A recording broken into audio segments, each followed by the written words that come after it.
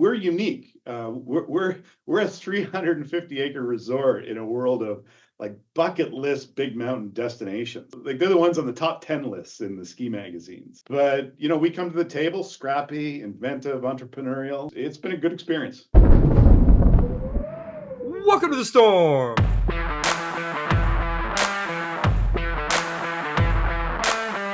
I'm your host, Stuart Winchester. Blue Mountain, Ontario, an unassuming crown jewel of Alterra's portfolio. It is the third busiest mountain in Canada, and we are going to get deep into it today. First, a big thank you to my paid subscribers who ensure my mission of independent ski journalism will continue.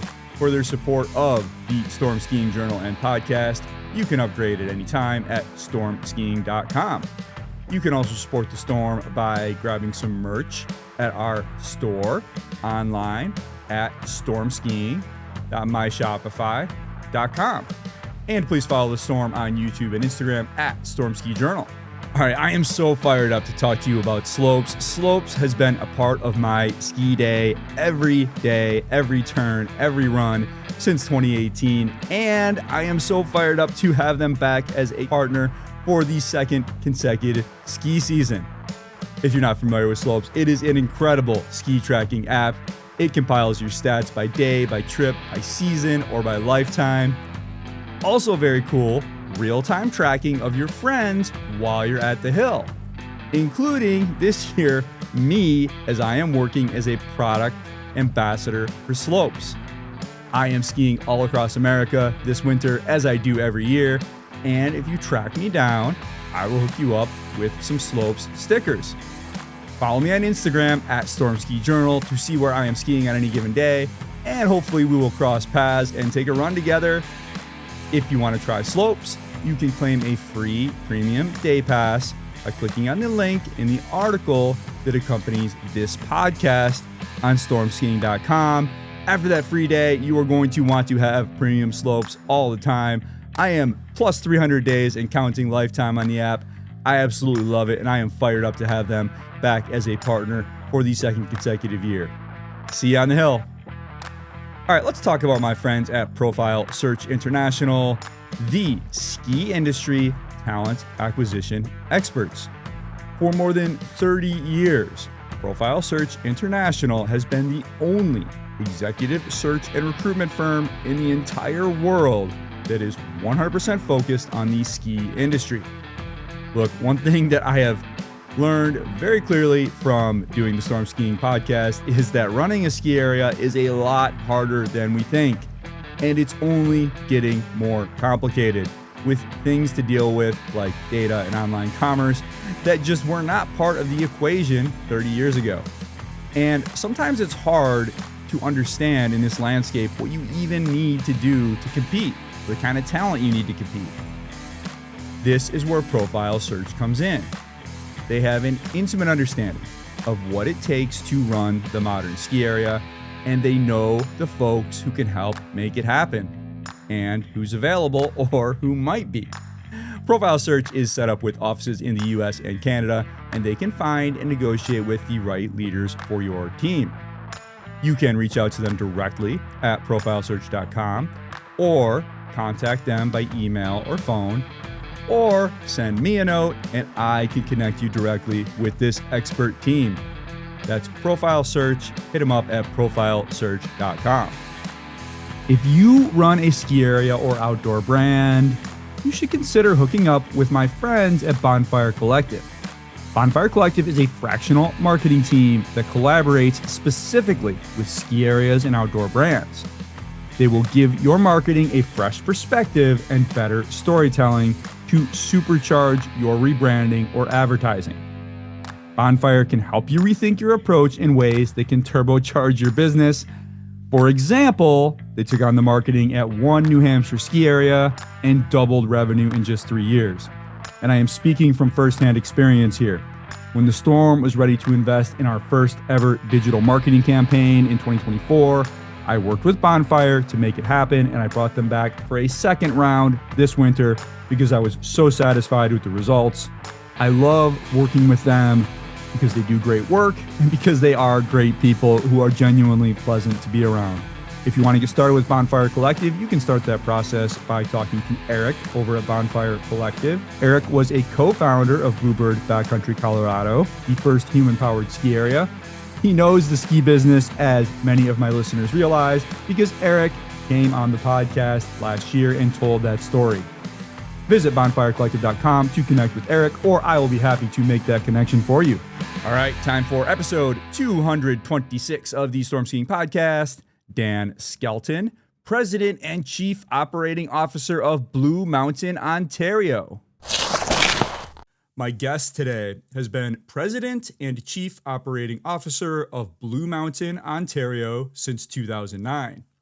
With 364 skiable acres, or 147 hectares, on 720 vertical feet, it's 220 meters, served by 11 lifts, including 5 high-speed six-packs.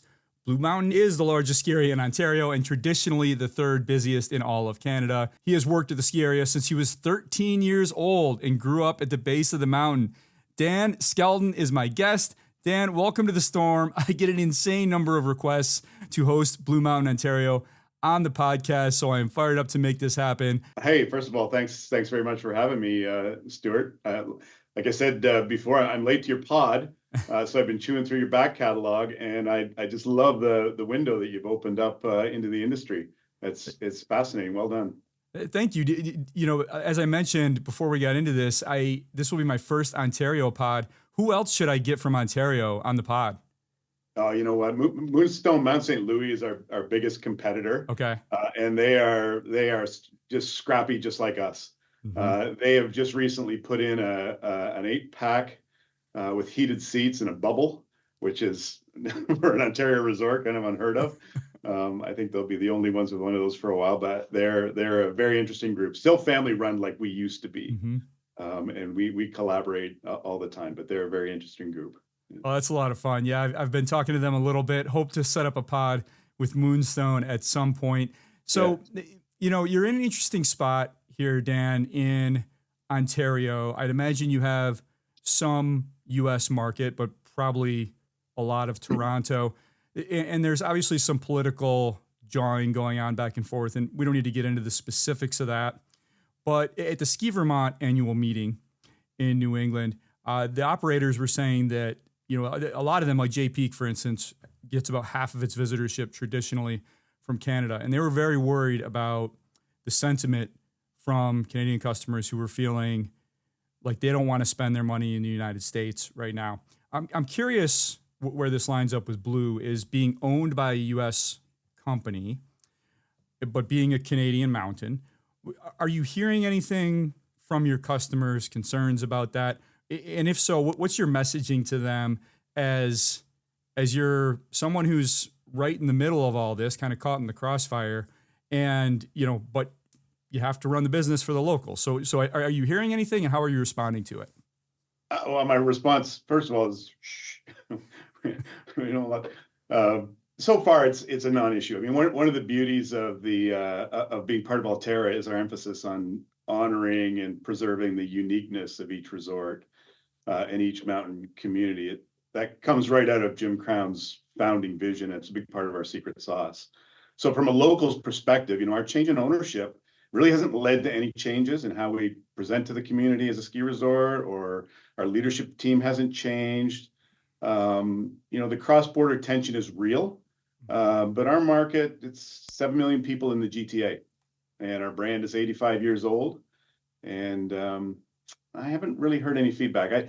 Based on our regional ski show, I think I would be worried if I was a U.S. resort, because there were very few U.S. resorts at a show where normally it would be not dominated by U.S. resorts, but heavy with them. You know, Alterra does give, or seems to, I'm on the outside looking in, but appears to give a lot of latitude to its individual resorts. Often, though, there are things happening in the company, and you go along with them. The Reserve Pass is, I guess, maybe an example of both, where a bunch of Alterra resorts recently launched a Reserve Pass, and these are all different. Yours, from what I can see, is $17.99 Canadian, includes access to a premium parking lot, a lounge on Saturdays, Sundays, and holidays, priority lanes for 6-packs on weekends and holidays.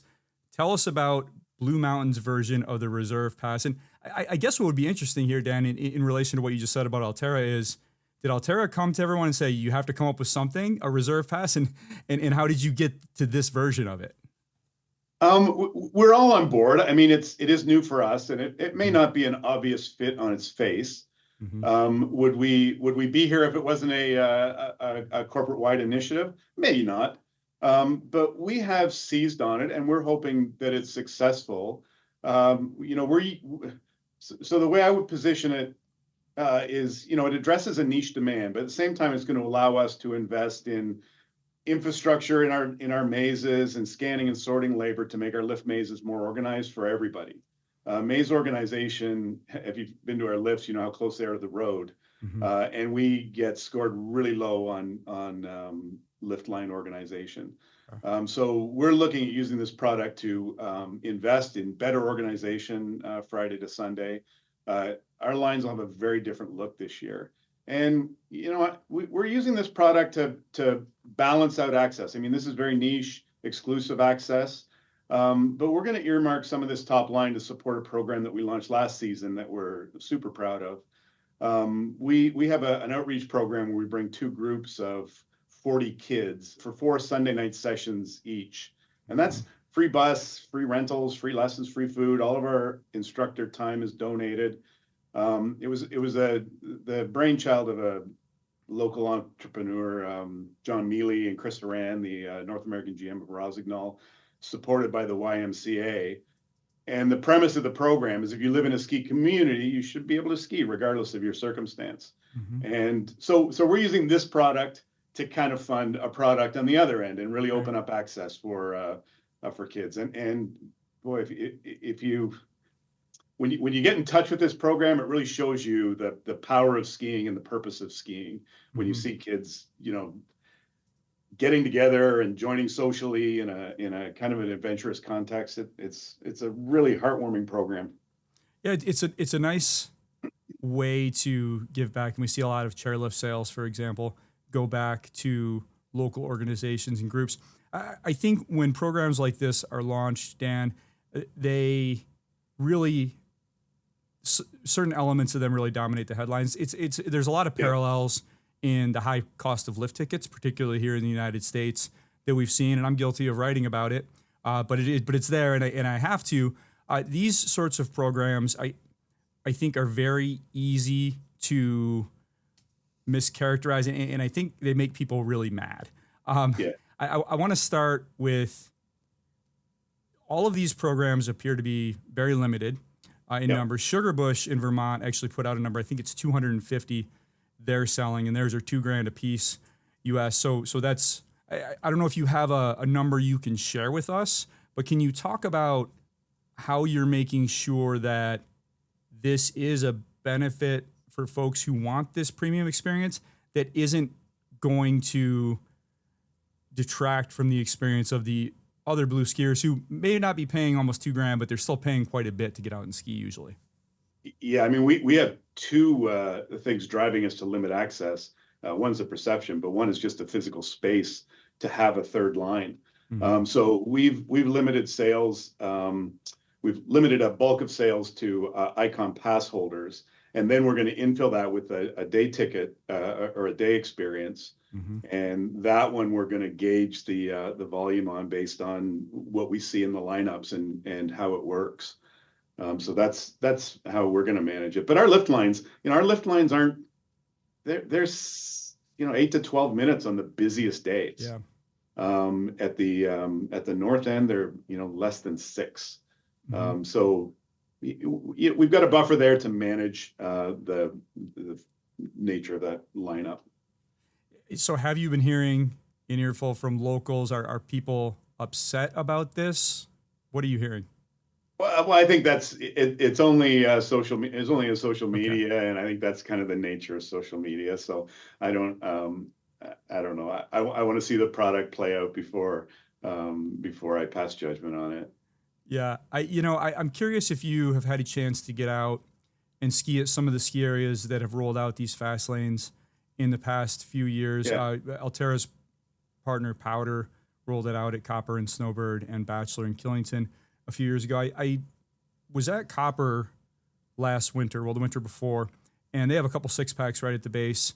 They were quite busy, but really there was almost no one in the premium line. So, and I've seen similar things elsewhere. I've never really noticed it be anything that anyone would notice if they weren't looking for it.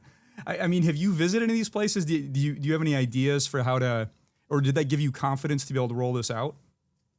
No, I mean, every resort's different, has its own constraints.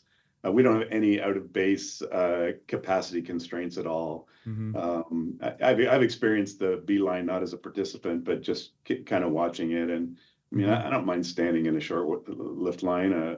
I've never really been in an excessively long lift line where I thought this. Yeah, I don't know.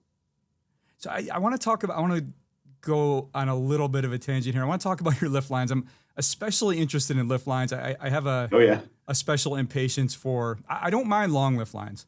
Yeah. But I don't like disorganized lift lines. No. And the gold standard for me is Alta. And I don't know if you've skied there, but they basically have, these salty granola bros, and they just stand there and they're very you know, angry looking, but they're like front row, and they pull the front row and they fill it in with singles, and they're very efficient, and every chair goes up full. What can you tell us about how you're reimagining your lift lines, and if there are any models that you're looking at? Yeah, well, we are not the gold standard by anyone's. I mean, our lineups are short, but they're chaotic. Yeah. Part of it's space and part of it's labor. Just not wanting to apply the right, the amount of labor it would take to be super organized. We're focused on capacity utilization, so we're always watching the lift speed and how many seats are filled, how many stops and slows, what kind of capacity are we getting? Because the more you run your lift, the higher the capacity utilization, the shorter the lineup. So that's kind of our mantra. Getting to the lineup feels chaotic, and again, we're scored lowly and rightly so. But generally, we're filling the chairs, and generally our capacity utilization is quite good. Just doesn't feel good getting there. Right. So, like I said, I hope this product, we've done a lot of kind of brainstorming and invention in just the reconstruction of our sorting area and standardizing it. One of the benefits of having 5 6-packs, they're all the same. So the guest is going to see the exact same infrastructure at each lift, and I'm looking forward to that. And in that sense, I'm glad to have this product and glad to have it kind of subsidizing better organization.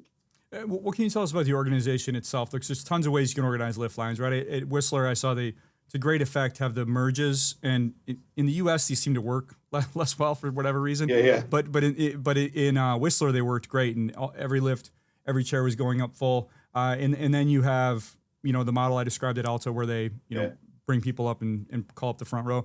What can you tell us about the logistics of it that you hope will make those lines more organized than they were in the past? Yeah, so we run day and night, and we have to groom right through our maze area. So we don't have any fixed infrastructure there now, which means that the maze setup is at the kind of the discretion of the lift operator. Everything's portable and made up every day, and to some extent the length of the line is a kind of a guess, how many people are going to show up, and so we don't have good consistency.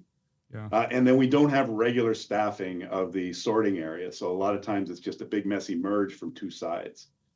And it's not great. What's the difference between day and night? I can tell just anecdotally, night gets dicey everywhere. I don't think that's special to any particular mountain. Just as far as when the teenagers come out and they're not necessarily as mindful of what's happening is they're just there with their friends and their minds are just in a different place.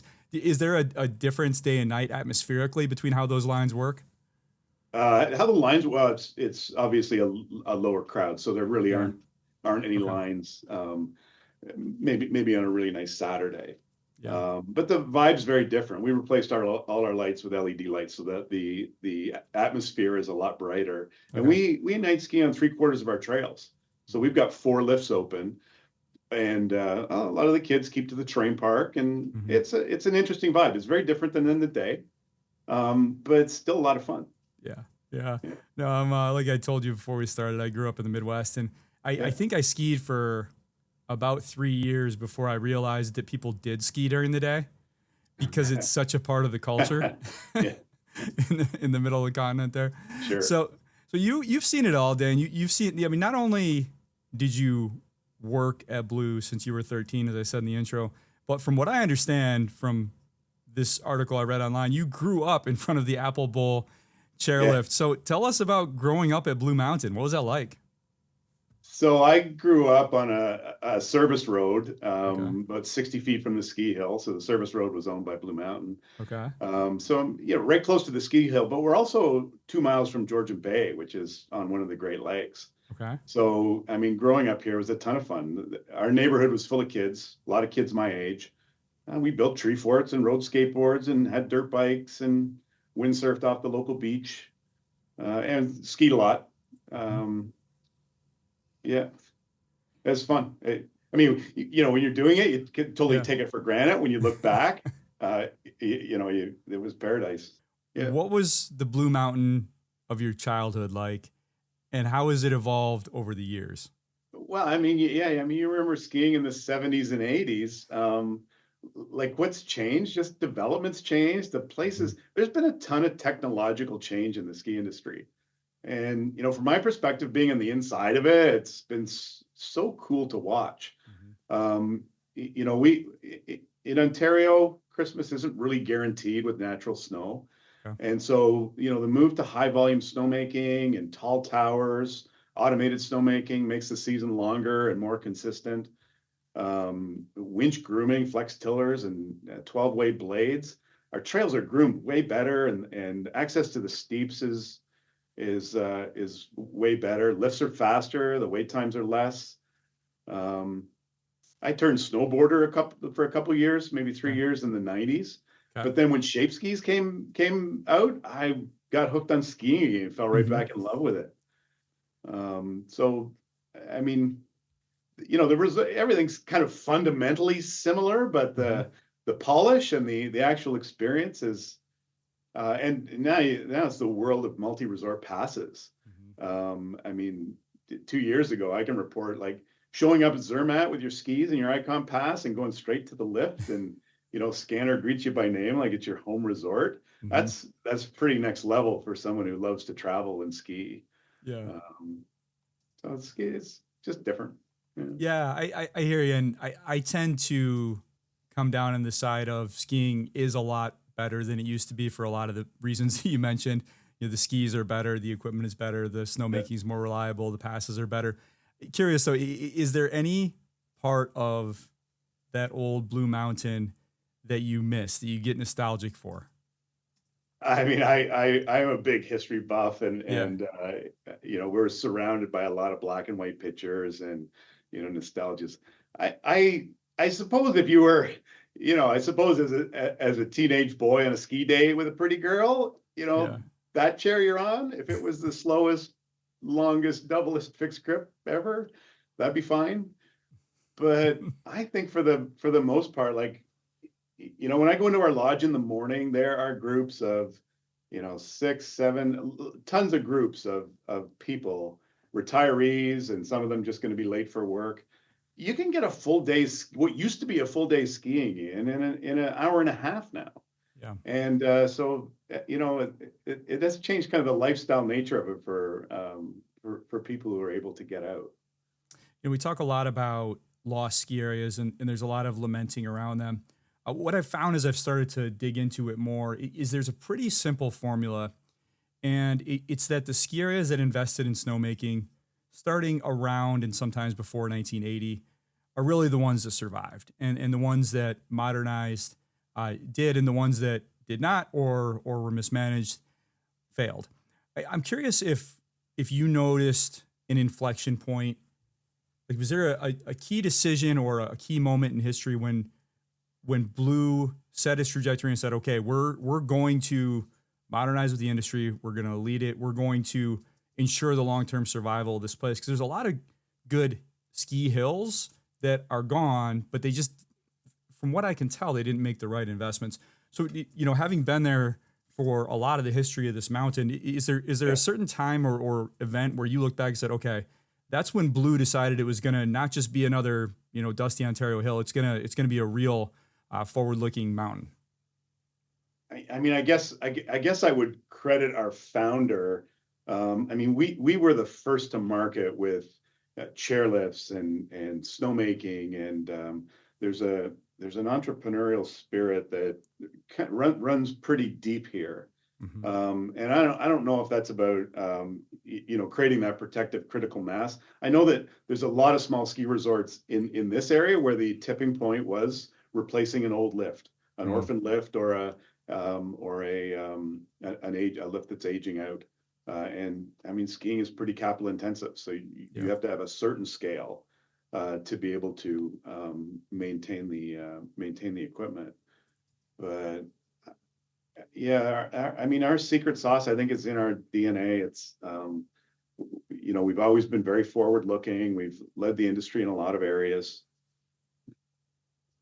Yeah, and I know you were personally involved in a lot of the snowmaking. I want to get into that a little bit. And the lift infrastructure as well is really impressive. Let's talk about those since you mentioned your founders. I'm not going to say this right. Jozo or Hozo Wider and Gordon Peter Campbell founded the ski area in 1941. Can you tell us about the founding families, their legacy, how they set Blue up long term to be the resort it is today? Right. So Jozo, he came from the Carpathian Mountains in Czechoslovakia. Wow. He was an outdoorsman, a lodge builder, a guide. He's a pretty accomplished skier and ski jumper. Mm-hmm. He immigrated here in the late 30s. So he died when I was 5, so I don't have a clear memory of him. But the words that describe him: charismatic, irreverent, witty, exotic. There's a funny quote in the Blue Mountain book, quoting my grandfather, saying he was the first foreigner the locals had ever met. And it was as if somebody landed here from the moon. Right. And knowing the people, like the farmers in this area, and knowing what a character, there's a lot of Czechoslovakians in this area that emigrated with Jozo. Mm-hmm. And there's something in that quote that just creates a real picture for mm-hmm. me. I've heard all the stories, and I feel his legacy in the way we do business. He was a master at motivating those around him to stretch and to. He was a visionary. He envisioned the village before it was built. We had a ski jump, a full-on ski jump competitions. He developed a pottery business. He could really inspire people to stretch. And we really recognized talent and levered that talent up. And he was a real showman. He could generate excitement around an idea. And there's, when I read about him, I can just feel the cultural touchstones that flow from where we are right back to the founder. There's tons of photos around our ski bar. That show him yodeling and ski jumping and playing the accordion and boiling maple syrup and making pottery. And I know business-wise, it was a very kind of a tenuous proposition because it wasn't a sport for the masses. Mm-hmm. It became, after he died, it became a lot more organized and much more business-like. And but it was still very much family run, and his kids were all very accomplished in their own right. And I reported to them for many years as a board of directors, and they were salt of the earth people. And I just have this sense of Jozo without having met him, and this obligation to preserve those characteristics. And what is it that you most want to preserve? Because we can get into the corporate history in a little bit, but obviously owned by Alterra Mountain Company now. What do you want to make sure Blue is?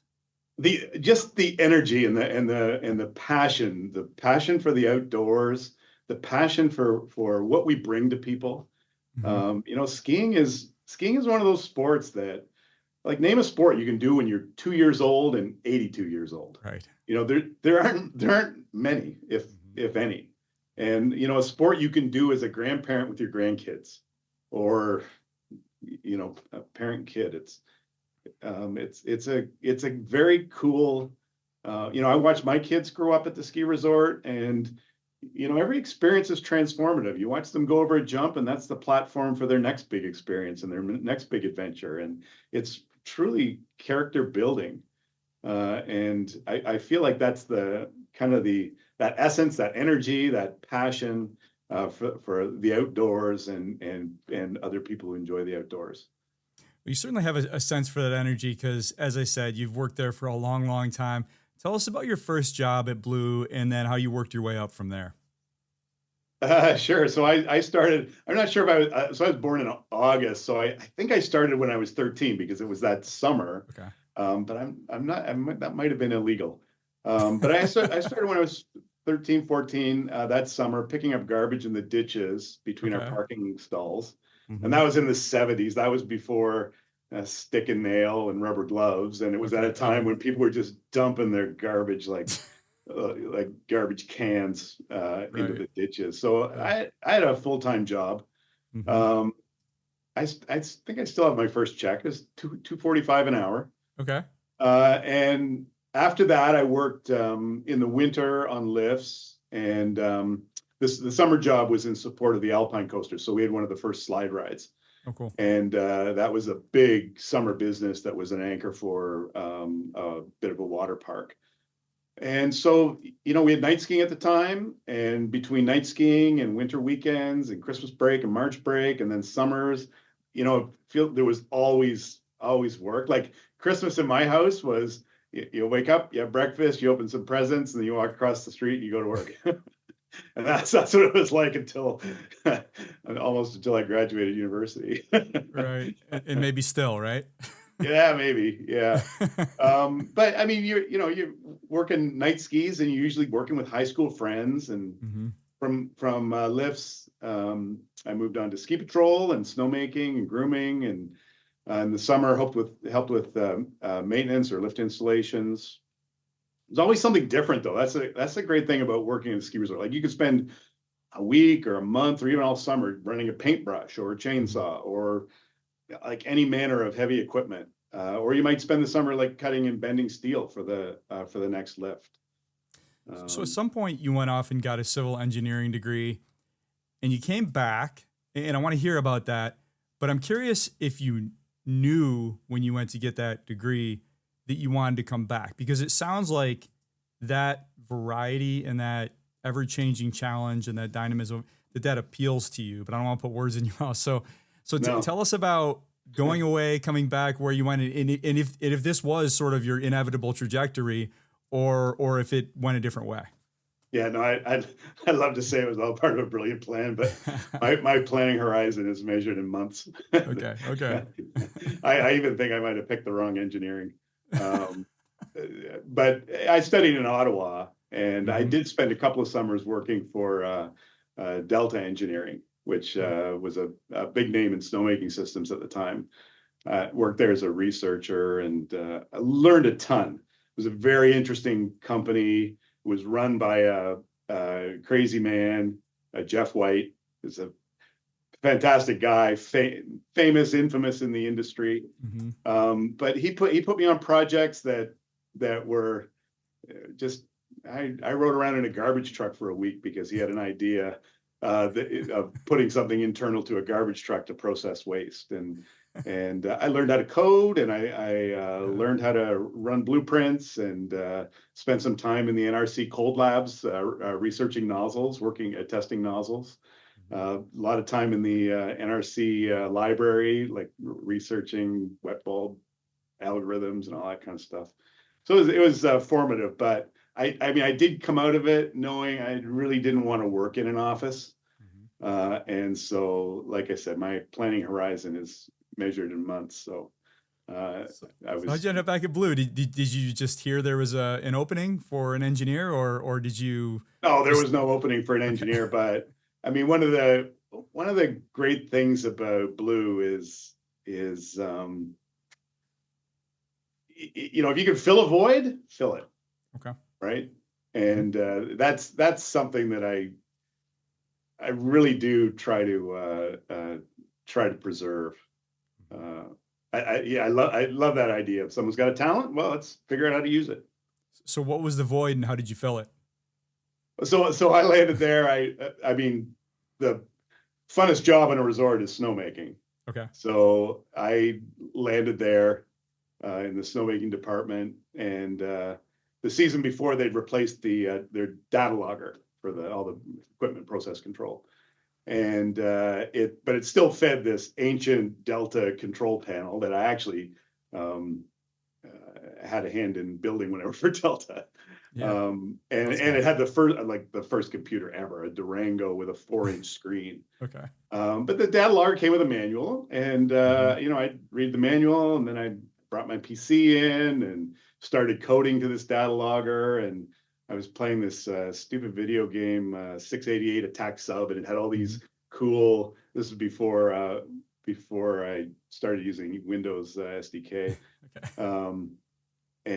So I was building my own progress bars, black rectangle, offset white rectangle, offset gray rectangle, put a little white mark in to pretend there's a light reflecting. I spent like a dumb amount of time making it look super cool. Okay. But in the end, it was kind of a state of the art stop and start pumps and show you your amps and show you all your kind of your external variables. And it was it was pretty cool. And I came out of it with a little ad to pay and a brand new computer. And I thought that was pretty cool. So what did it do? Like, how did it help the snowmaking system? Well, it allowed us to get rid of the big control panel and but it basically told you when the wind was going to shift. It told you what the temperature was, told you whether your pumps were all in, what the position of the control valve was. This like standard stuff, stuff I was very familiar with working for Delta. But it was just fun to chase an idea and to create. And like I say, spend a stupid amount of time making it look super cool, like really nerdy stuff. So talk about how you built on that, and I'm sure, I'm sure you'll be humble about it, but your people tell me that you played a really key role in building up this modern snowmaking system at Blue. So knowing that, I'm curious, where did you go from there? How did you help and continue to help modernize Blue's snowmaking system? Yeah, so the 90s were a really kind of serendipitous time to be working in snowmaking. Yeah. There was a couple things going on at our resort. So we were planning a 20-inch pipeline to the bay. We had some storage, on site in golf course ponds, but we would deplete that pretty quickly. Okay. And so we were planning a 20-inch pipe to the bay. That was a big dollar value. At the same time, the University of Waterloo had just published a paper. It was called Climate Change and the Impact on Winter Sports in Southern Ontario. So it was like right on the nose. Okay. And at the exact same time, Herman Dupre of HKD fame and at Seven Springs posted a notice of an open house in Sam magazine. And he it was an open house to show off a gun he'd been using for 20 years. And I remember working at Delta Engineering and, hearing rumors of the amount of water they were flowing at Seven Springs and having, people who were invested in it, like discounting it. Yeah, they don't really have any working flow meters or anything like that. And so it was always just kind of a legend. So this ad was in Sam magazine, and my mom and dad were the only ones that showed up. Of the whole industry. And they showed up at a time when they were actually making snow. It was like a snowmaking snowstorm Armageddon. And my dad was gobsmacked by it. And he was so impressed, he negotiated, like we bought 80 guns right away, but we also bought the rights to sell them in the Ontario market. And we had been selling Bombardier Groomers for years as a sideline. And he felt this was a perfect fit for our sales and service arm.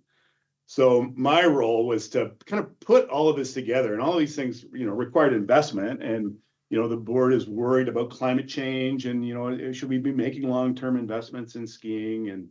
So my role was to make the tall towers work for Blue. And we had a pretty big air installation, 20,000 CFM, beautiful Ingersoll or Elliott compressors that are still working today, 40 years old, and they're still pristine. So we had a big installed air capacity. And, when you do the math on the tall towers, we had the possibility of increasing our pumping like 5 times. Wow. And going from, maybe 40 ground guns to over 300 towers.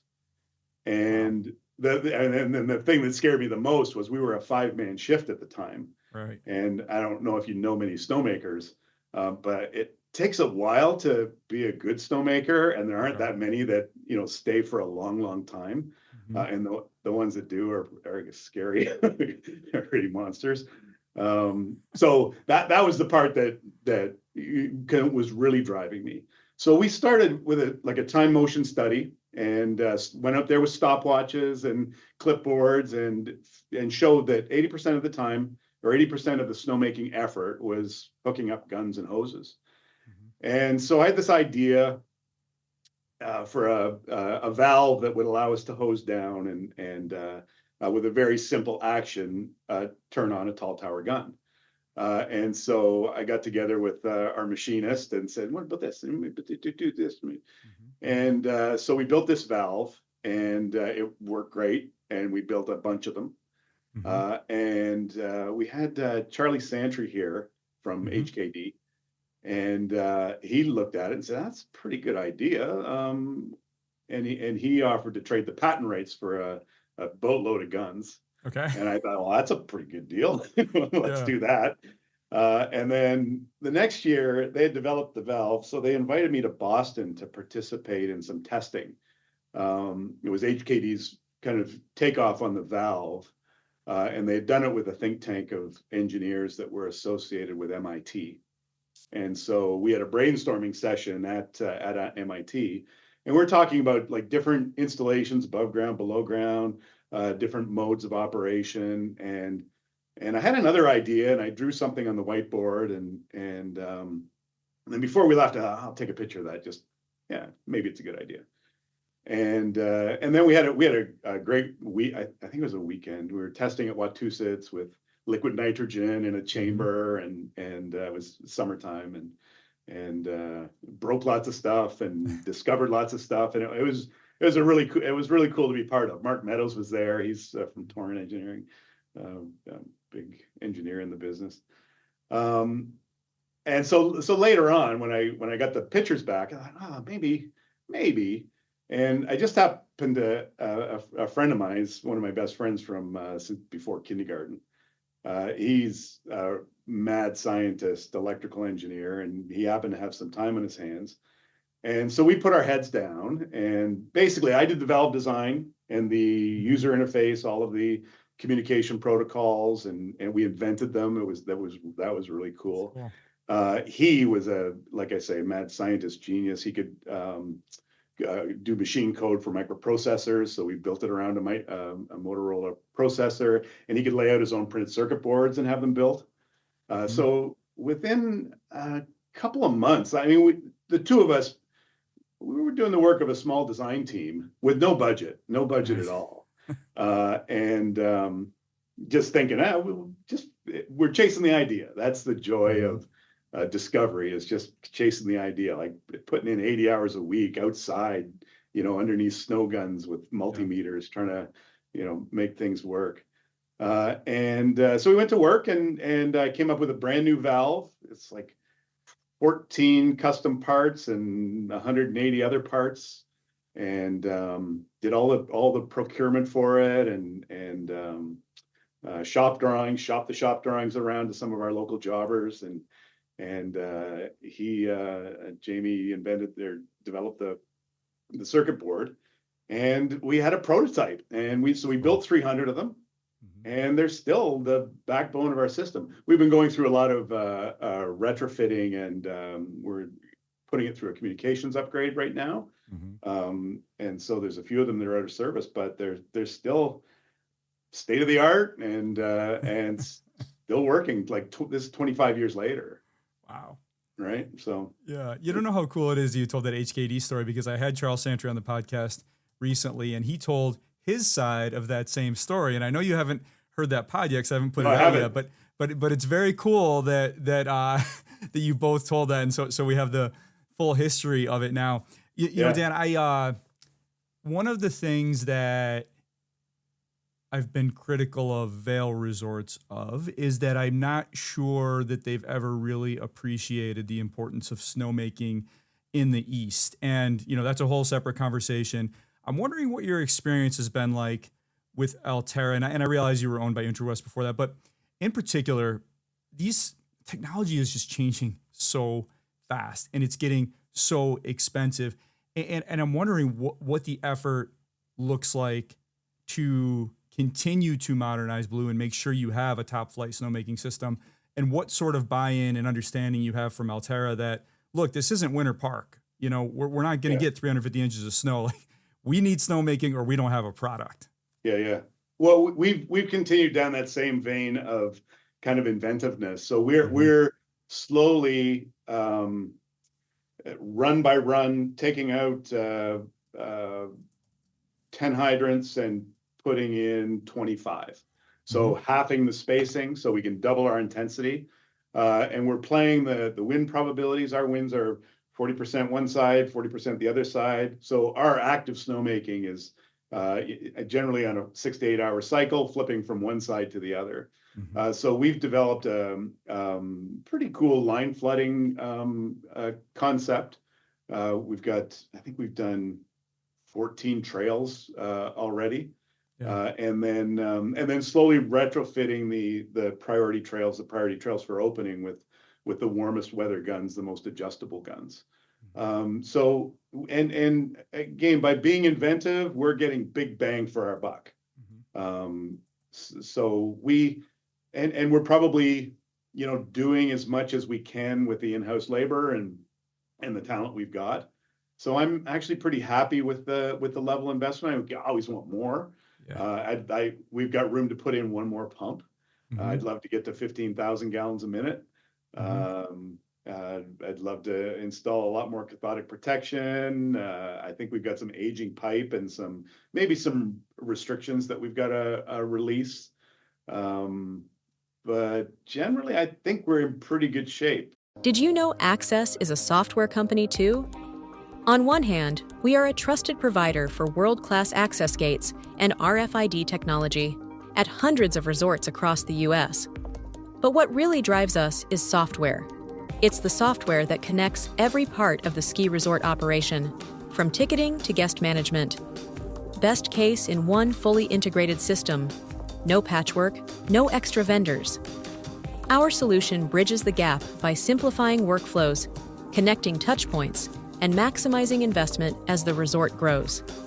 Trusted by operators for decades, Axess combines proven hardware expertise with powerful software intelligence. Ready to unlock your infrastructure and take operations to the next level? Connect with your local Axess team at teamaxess.com. You do get a little help from Mother Nature. You are right off the Great Lakes, and I'm more familiar with the snow bands, the lake effect snow bands off Superior, which is a great one. Ontario is great in upstate New York. Michigan's pretty good. Erie's a little more temperamental and flows in different directions. I don't know anything about the Lake Huron, Georgian Bay snow belts. You're the first operator I've spoken with that's off there. So how would you characterize the snow belt on that side of Lake Huron for us? And then, as you mentioned, the climate change, how has that changed over your lifetime? Sure. So lake effect snow for us it's a real 50-50. Okay. You know, when it's good, it's great, but mostly we can stand at the top of our hill in blue skies and watch it go right down the bay and head right for Mount St. Louis Moonstone. So that's kind of a kick in the pants a lot of the time. You know, in my peer group at Alterra, most of the conversation is around inches of snowfall, and we just don't talk like that. We're fixated on snowmaking windows and making the most of a ramp up to full capacity and a ramp down and a switch from side to side. And so that's where that's what our focus is. And well, I mentioned the Waterloo study, which again, right on point for us. Yeah. The thing about it was when you looked into the data and their methodology, I mean, we got deep into their appendices and their method. And they were using snowmaking intensities that were appropriate for the moment, but they weren't contemplating tall towers and automation. And one of the things that we've been doing is we've got a weather record that goes back 70 years, and it's hourly temperature and wind direction and relative humidity, so you can actually get wet bulb temperature. So we have that record of variability and year after year snowmaking windows. So we use that to develop a pretty sophisticated model that when you shift it for all the different scenarios of climate change, shift everything up 1.5 degrees. Now model it with this snowmaking intensity, model it with this gun, and model it with automation. So you're making more of a window. You're using a higher temperature range of windows. And when you get that detailed and you consider the most current technology, there wasn't any scenario that we ran where we didn't come out better in spite of climate change. So I guess what I'm saying is by deploying the most modern technology, you more than make up for the impact of the worst case scenario. Now that's just in snowmaking modeling. It's still not going to change a rainy day back into a snowy day. It's you're still going to fight at Christmas, but just on a straight, here's your temperature variability, lift it up and see what your snowmaking system can do. It was pretty clear, and it was enough to convince investors at the time that yes, drive to the bay, get our water supply sorted out, and start building water capacity as quickly as possible. As you've gotten better at snowmaking, has it, they always had pretty good snowmaking at these smaller areas in Michigan, I would ski at, and Boyne in particular was a very innovator in that, and Nubs Knob still makes their own guns, but they would generally in the era of the 90s, they would just blow, a 6-foot base and just say, okay, that's good. Have you gotten a little more precise with it, or do you still just bury the mountain and just fortify yourself from rain and everything else? Or with the groomers they have now that can measure the snow depth and everything and the technology, have you gotten a little more precise? Yeah, I mean, when we were spaced double what we are now, when we're running at 300 guns, we're running everywhere. Right. And it's highly impactful on the ski experience.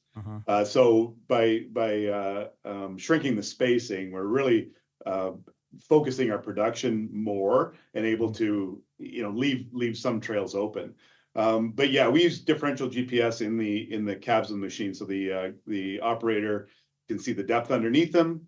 He can see the depth all around him, and he's always collecting data to give us a heat map for the next morning so we can strategize around snowmaking. So now we talk in terms of target depths, and those target depths are calibrated around what we want the spring melt to look like. So we don't have huge piles and trails open when we don't have capacity, but we've got a center that will accommodate a nice spring, so we set a meter and a half on this trail, a meter on this trail. And in the end,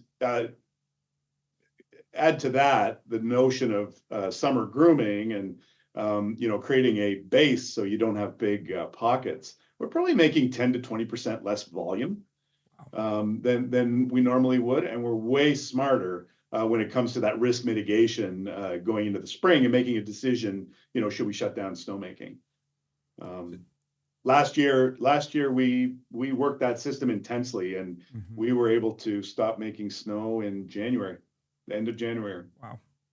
Yeah, it's what you just laid out is it's a story that I feel is underappreciated outside of skiing. I think that skiing in general is looked at as a sort of inevitable victim of climate change. But the more I learn about everything that you just said, the more I appreciate that skiing is kind of a super adapter to climate change. And you've set yourself up with these systems that really are a lot better than the ones you used to have, but at the same time use less energy, use less water, and make snow more intelligently while fortifying the places that are forward looking and can afford it, like Blue Mountain, against probably the worst of climate change. That's the way I see it anyway. Yeah. And it's always, I always remind myself that, as big as we think the industry is, it is a niche industry. Yeah. In the bigger world of heavy equipment and process and automation. I mean, the average combine has more tech in it than our groomers. Right. And so, I always kind of remind myself to always be looking outside for the real state of the art or real solutions. But we got some geniuses really working. It's a local guy that does our Snowrite, that does our Steve Young from Snowrite, that does our depth, our heat mapping. And he is a mad genius, and he's developing his software that it's predictive and it's there's a lot of people working on things, but again, it is a niche industry. Yeah, and the way you can lay that out with that institutional knowledge is really cool. And I'm always really happy when someone who's been at one mountain for a long time agrees to do the pod, Dan. And that's especially important when it's a ski area like Blue Mountain that was independent for decades and decades and had these very charismatic founders of the sort that you described. But then they get bought by a company, and I don't think there's anything bad in and of itself of that. But one thing that does tend to get lost as time goes on is not only the institutional knowledge, but the cultural knowledge. And again, not to pick on Vail, but they've had 4 general managers at Mount Snow since they bought the place in 2019. Now, that's a mountain with a really cool, colorful, rich history. But as you get further away from the folks who worked and ran the place for decades, you lose some of that knowledge. So I really want to get into here what it was like when IntraWest came along in 1999 and acquired a 50% stake in Blue Mountain after 40 whatever years or 50 whatever years of being an independent ski area. And then they acquired the other 50% in 2014, not telling you anything you don't know, but for the listeners setting this up. And then Alterra bought all of IntraWest, or IntraWest became part of Alterra, however it went, in 2017. So curious from your point of view, Dan, if you can take yourself back to 1999 for a moment. Yeah. Finding out that Blue Mountain, this independent ski area in, the middle of Canada that you don't think anybody even thinks about outside the region, is getting bought by this ski area giant. What that was like and what that transition over time was like, not just for you personally, but for the community. So I mean, part of our Blue Mountain ethos is just a driving curiosity. My dad used to take me to industry trade shows, and I always be fascinated by seeing other resorts. When IntraWest purchased in 1999, that was a point in my career when I kind of had an insider's view to village plans. And I'd skied at Whistler, so I was fully excited about the potential. It was always part of Jozo's lore that he had this idea of a hotel village complex around the pond, and it seemed so romantic and unattainable. And so when you can see these plans, and they already happened at Tremblant and Whistler, and we're next, wow. Yeah. And so I was fully excited. For the resort, it was new investment. And the potential for a world-class, to really be on the map, especially right now, it's a position that we own for our market. As we have 1,000 condo hotels and fully formed village. So it is a true, it's not a bucket list big mountain ski experience, but it is a legitimate destination experience. And corporately, in the early days of IntraWest, there was a lot of positive energy They were building organization, building culture, and they were building it right. It was a very creative time for me. There was a lot of networking, meeting my peers from other resorts, and there was a lot of kind of venues for sharing best practices. And at the time, we were 50-50 with no controlling interest, but we had a high degree of alignment with respect to the future of the resort, and never had any real points of disagreement. The relationship changed a little bit after 2008, and there was that big plunge in value of undeveloped lands. But so throughout that period, we had our own treasury, and we were still able to invest and grow, and just kind of be spectators while the rest of Interwest tightened up. But after that, Interwest had three pretty distinct personalities, and the first one was incredibly great energy and really creative. It was cool. Mm-hmm. And how much of that was Interwest having the right people and the right philosophy, and how much of that was the team at Blue saying, okay, let's make sure that we don't lose what Blue is as we do become part of this bigger company? That's a really good question, because I was always measuring all the collateral that came out of Interwest in employee training and values and missions and goals and stuff like that. And it wasn't entirely collaborative, and it lined up for the most part with where we needed to go. Mm-hmm. They were very, very service oriented, and we needed to become more service oriented. So that was a really good influence on us. And like I said, we were 50-50 controlled, so we were kind of setting our own destiny on the the fundamentals of our growth and our maintenance standard and that kind of thing. So there were really no points of misalignment. So you said Interwest had three personalities. Sounds like you like the first one. Tell us about the next two. Well, they were, one was a fixer, and one was a value creation before a sale. And they are what they are. Here's the new mission, and it's about managing feelings and not managing process and aspirational growth. Mm-hmm.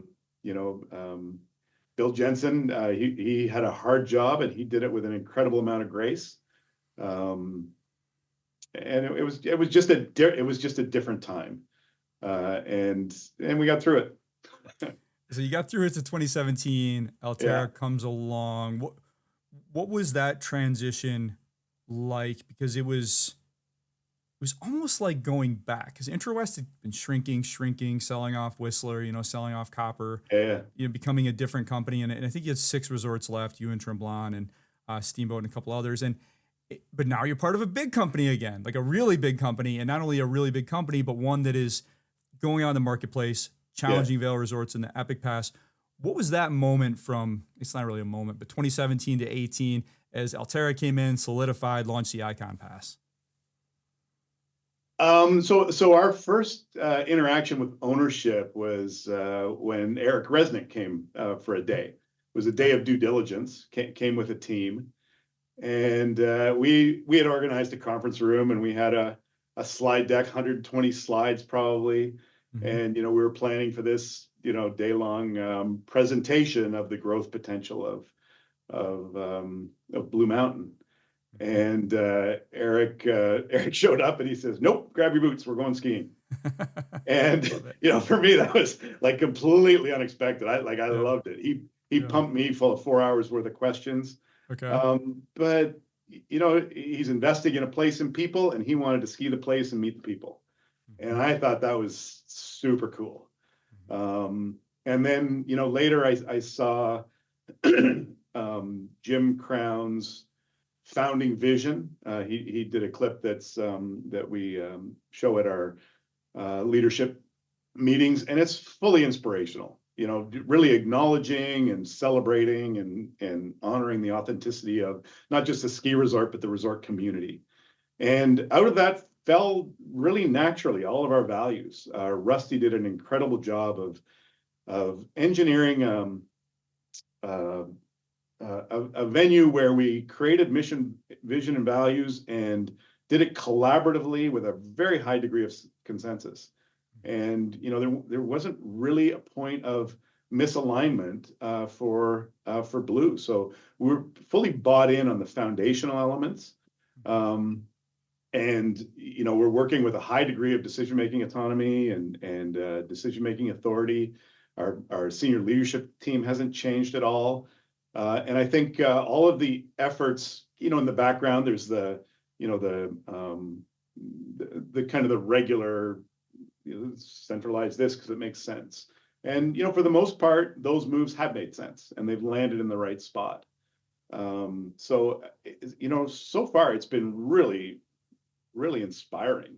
We're unique. We're a 350-acre resort in a world of like bucket list big mountain destinations. Right. And they're the ones they're the ones on the top 10 lists in the ski magazines. But we come to the table scrappy, inventive, entrepreneurial. We can't cut any more trails. So we've grown a focus on conference business, non-ski attractions, to the point where we've diversified. Maybe half of our top line, a little more than half of our top line, comes from ski now. And we're still investing in ski, like retrofitting lifts and snowmaking and technology. But that diversification has really taken a pressure off of like making Christmas, for instance. Right. And so we're at the table, and I can tell you, my peer group, there is an excellent mix of resorts that have, that are all successful in their own right and are all doing something incredibly well, and resort presidents who, some of them are wily wizened veterans, and some of them are like fresh-faced, high energy, kind of new to their role. And it really is in the end, we all share the same kind of general experience, but we all come to the table from a different stream. We have, presidents from almost every department at a resort, all bringing something a little bit different to the table. And I always go away from those meetings with an idea or something that makes us better. And it's one of the things that our guests wouldn't see, but it is one of those things that make us smarter and stronger and better. And so it's been a good experience. So from an outsider's point of view, the most obvious change between IntraWest and Alterra has been the arrival of the Ikon Pass. And you mentioned, you're not Winter Park or Steamboat or Solitude or Deer Valley, but you're now connected to these places. Yeah. And I would imagine that created an extra incentive for some folks in Toronto to get that Ikon Pass. Now suddenly they have a season pass at Blue Mountain. Historically, as I mentioned in the intro, Blue was the third busiest ski area in Canada by skier visits. I don't know if that's still true. Ski operators are cagier with their visits than they used to be. But what has the impact been like of the Ikon Pass, Dan? Did you in fact get more volume to manage, or did you just see people product shift? Like, what does that look like on the ground with having to manage Ikon as an unlimited resort, even on Ikon base? So, I mean, we're not a fly-to destination. So there's nobody out of market with an Ikon Pass that is, aspiring to knock us off the list. So for us, the Ikon Pass by price and by access was a lift and shift of our old Super Pass. Okay. So the same price, same Blue Mountain access, but coming with a lot of world-class destinations. So our Super Pass holders couldn't have been more jazzed about it. In terms of... So I guess what I'm wondering is, did you maybe pick up skiers that would have gone to Mount St. Louis Moonstone before and then have to deal with that extra volume because their pass is not connected to, Snowbird and Alta? No, but they are super competitive in other ways. Okay. So we're very collegial, but we really do compete. And I would not say that there's been an exodus. It's not a huge portion of the ski population that skis internationally. Yeah. So I wouldn't say that was the case. And some of the bigger resorts in Canada aren't, we had a big clientele that had a big affinity for Whistler and had vacation homes in Whistler, and same with Big White. And so it's we haven't noticed it in our lift lines. Like we're growing slowly like the rest of the industry. And we're adapting our product and we're growing in every way. But I wouldn't say Ikon has been transformative for us, but in our market, there's a lot of Ikon pass holders that are probably regular skiers at Tremblant or buy it for that international destination. I want to talk about lifts for a minute. We talked about snowmaking a lot. Yep. Like I said in the intro, 5 6-pack chairlifts. That's not quite the most of any ski area on the continent, but it's pretty close. Yeah. And if Palisades Tahoe wouldn't have joined its 2 sides, you might be right up there. It's more than certainly most ski areas that are 20 times your size. So talk about that lift fleet. And I went back and looked, and there's this great site, skimap.org, and I looked back at your 1980 trail map, and I counted 18 lifts, 8 chairs, 5 Palmas, 1 T-bar, 4 rope toes, and God knows, what was or wasn't on there in before or after. So talk about this evolution of lift fleets and how you arrived at the 6-pack as your workhorse. Yeah, our lift history is actually kind of interesting. Yeah. We've had a relationship with Palma that goes back to the early 60s. Jozo and my dad had a relationship with Jean Pomiglowski. And we really liked their engineering, but the cost to ship fabricated pieces from France made their lifts pretty expensive. And Yannick Kepka was trying to build the Palma business in Canada. And so we negotiated with them to buy basically the drive terminal, the return terminal, and the grips. And we fabricated the towers, the tower bases, all the foundation hardware, cross arms, the chairs. So when I say as a 15-year-old, you may spend a summer in a machine shop cutting and building, bending steel. That was us building chairlifts. And you find out later, well, yeah, not every resort actually built their own ski lifts. But we did that until the early 80s, building double chairs and triple chairs and bending those big 2-inch pipes. I remember that very well. And we had some really good welding talent and machinist talent. And it saved us tons of money. It didn't save us tons of money. It let us ramp up really, really quickly. And based on that relationship, we were the first to install and standardize around 6-pack detachables when everybody else was kind of standardizing around the quad. And for us, it's all about, is it on the right alignment, and is it the right uphill capacity for the trail pod? And that's where we feel we are. And with 5 lifts, we're if you take a snapshot at our resort,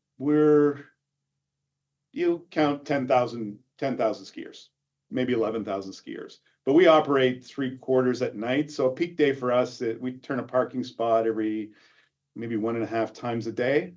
So a big day for us is 13 to 15,000 people. Those are the biggest days.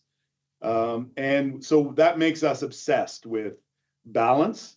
So parking to lodge and skier services, to uphill capacity, to downhill capacity, makes us obsess about capacity utilization and the balance across all the pods, and equipment uptime.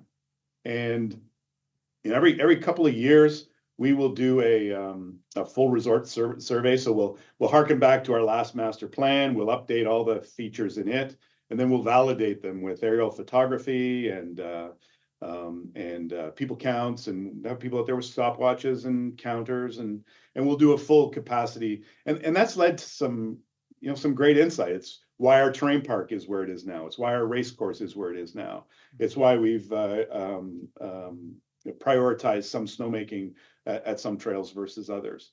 And so that's our obsession, knowing we're not going to cut any new trails, and so we gotta squeeze every little bit out and make sure that we have a balanced experience. And we're not tall, but we're really long, so we don't have an arrival problem. We don't have a leaving the resort problem. Yeah.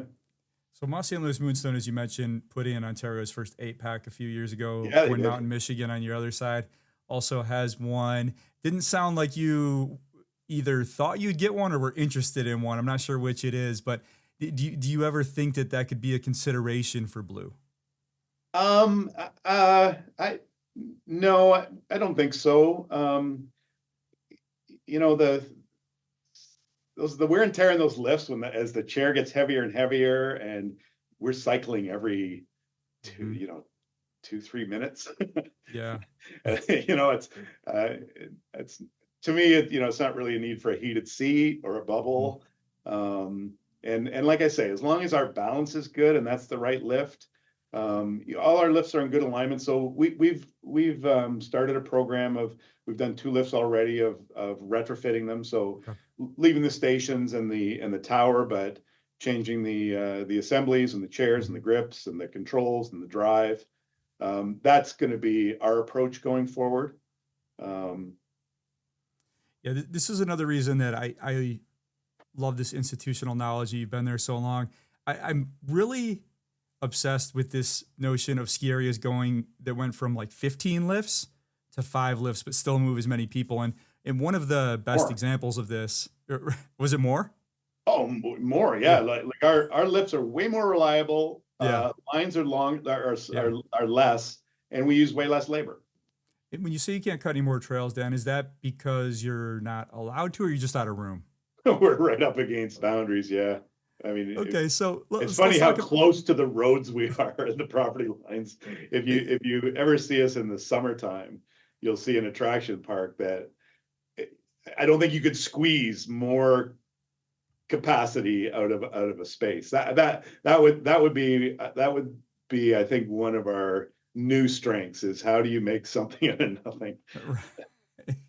Yeah. Well, you're on this really interesting ridge line, and I want to talk about your neighbors a little bit, and then we'll get out of here, because the part of Ontario you're in has a lot of ski areas, but most of them are private clubs, and I think this is the largest concentration of this sort of ski area in the country. Can you just talk to us a little bit about, and some of them are right, it looks like, on your borders.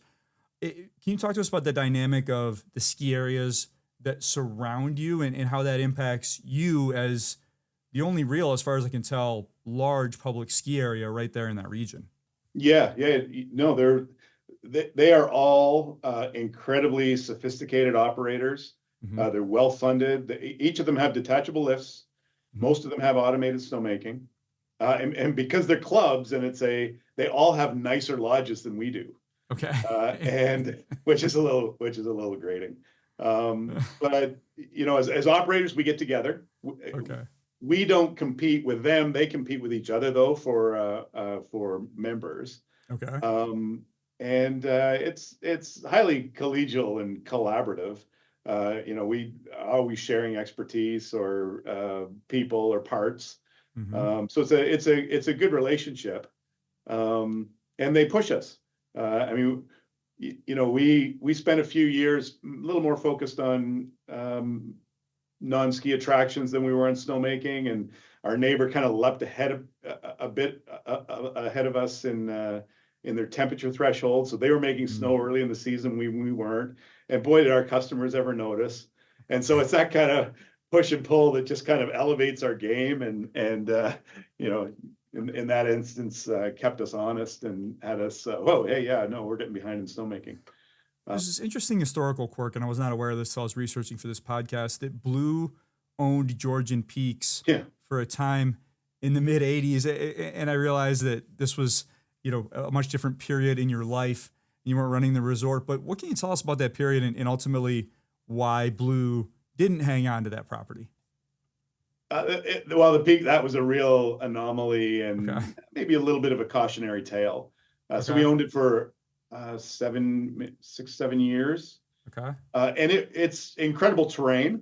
But we bought it with a pretty decrepit lift infrastructure and snowmaking infrastructure, and put a bit of money into lifts and snowmaking, modernized it quite a bit.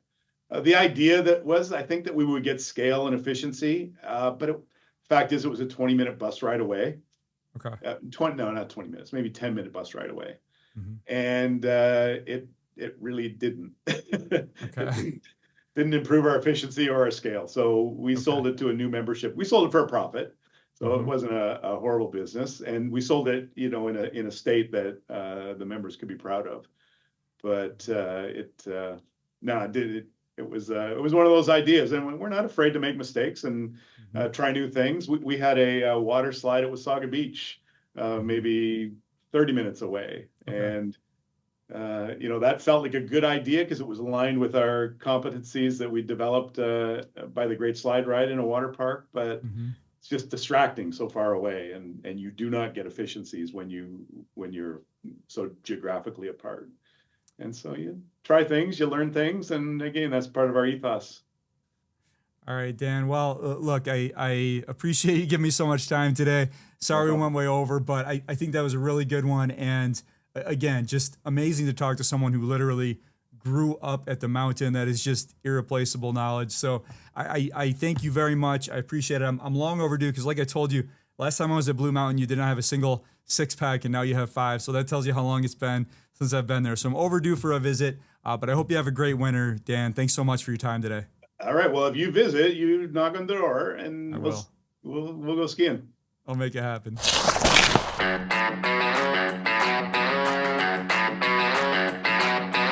All right, a big thank you to Dan Skelton, President and Chief Operating Officer of Blue Mountain, Ontario. That was incredible, Dan. Love that story. You have truly grown up with that mountain, and that was awesome to hear. Please follow the Storm at Storm Ski Journal on Instagram and YouTube. Till next time, stay well, stay safe. I'm Stuart Winchester, and I'll talk to you again very soon. The Storm Skiing Podcast is a Quicksilver Films production.